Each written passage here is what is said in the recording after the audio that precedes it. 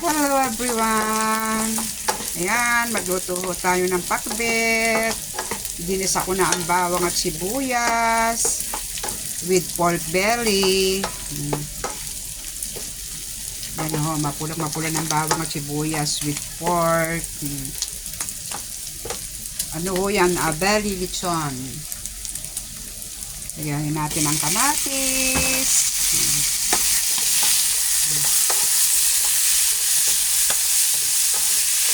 Yan po ang ating pakbet.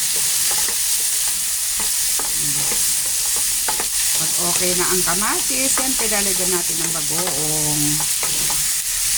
Yan po ang ating gulay. Sitaw. Siyempre ho, ayan na to. O, may bunga ng malunggay galing sa Pilipinas.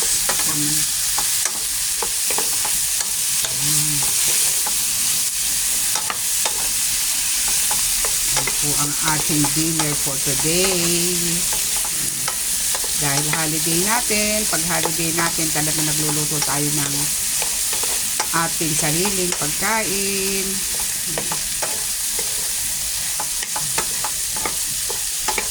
Ito at ipagpatuloy ko ang pagluluto ko. Yan.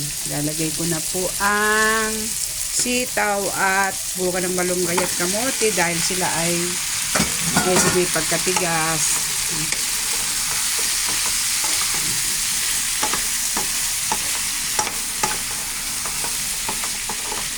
Takpan po muna natin sila.